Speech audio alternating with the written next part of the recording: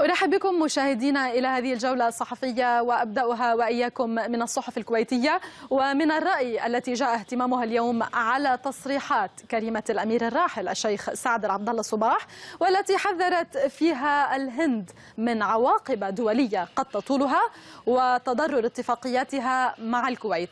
التصريحات هذه أتت على خلفية قضية نصب واحتيال تعرضت لها في مدينة مومباي. من اهتمامات الرأي ننتقل إلى اهتمامات الجريدة، التي من بينها الانتقادات التي وجهت إلى وزيرة الشؤون الاجتماعية والعمل ذكرى الرشيدي، التي وصفت تصرفاتها بأنها بداية مخيبة وطلبتها بإلغاء قرارات تعيينها لأقاربها في الوزارة.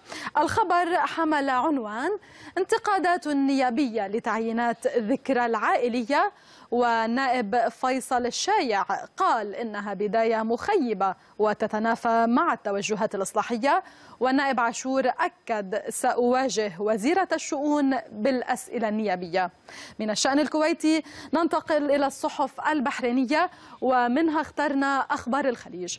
الصحيفة ذكرت في عددها اليوم أن المعلمة الأمريكية التي تم ترحيلها من البلاد، والتي لفقت أخبارا عن البحرين وسعت إلى بثها عبر قنوات حزب الله اللبناني، هذه الأمريكية بحسب ما قال وزير الاتصالات الشيخ فوزان الخليفة عملت مراسلة لصحيفة السفير اللبنانية من دون ترخيص، وقال أيضا إنها كانت تعلق علم حزب الله في غرفة نومها.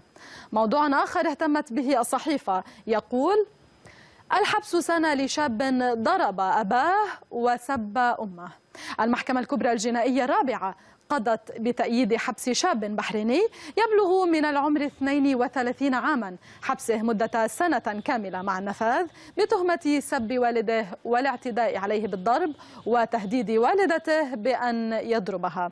إلى الصحف السعودية الآن وصحيفة الرياض، وهذه الصورة التي تصدرتها لولي العهد الأمير سلمان قبل مغادرته جدة متوجها إلى خارج المملكة في إجازة خاصة، وفي الصورة أيضا النائب الثاني الأمير مجرن وأمير مكة خالد الفيصل.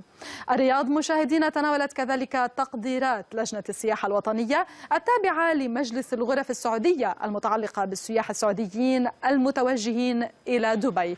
هذه التقديرات خلصت إلى أن 140 ألف سائح سعودي في دبي ينفقون 120 مليون ريال خلال إجازة العيد. دبي تستقبل 62 ألف مسافر عبر أكثر من 250 رحلة مجدولة أسبوعيا و8800 راكب يوميا. نلقي نظرة على عدد الشرق، وفيها نقرأ: المملكة تنتج 10 ملايين برميل نفط يوميا في يوليو. الخبر نقله مصدر في صناعة النفط، وأوضح أن السعودية أكبر مصدر للنفط في العالم، وقد زودت الأسواق المحلية والخارجية بإجمالي 9.99 مليون برميل يوميا. في الشرق مشاهدينا أيضا لليوم: 15 ألف عاملة فلبينية في السعودية نهاية عام 2013.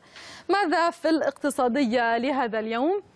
الصحيفة نقلت عن مصادر مطلعة أن الهيئة العليا للطيران ستمنع شركات الطيران غير الملتزمة بإعادة الحجاج، وذلك في المواعيد المحددة من التشغيل في المملكة حتى اتخاذ الإجراءات التصحيحية لرفع الحظر. من الصحيفة لفتنا أيضا قاعدة بيانات إلكترونية لمواصفات المنازل عند البيع. الأجانب يتملكون 75% من العقارات الجديدة في لندن. نتابع جولتنا مشاهدينا ونذهب إلى صحيفة عكاظ، وفي عددها نقرأ عن منع الإجازات المرضية في 6 وزارات بالاتفاق مع الصحة ومضاعفة عقوبة الغياب. 6 وزارات اتفقت مع وزارة الصحة على مراقبة الدوام الرسمي الذي سيبدأ بعد غد الثلاثاء، وحرصت هذه الجهات على مراقبة الدوام الرسمي لموظفيها بعدد من المفتشين، مع توجيه وزارة الصحة لكافة قطاعاتها ومراكزها والمستشفيات بعدم تحرير إجازات مرضية للأيام الثلاثة المقبلة، وهي السادس، السابع والثامن من شهر شوال.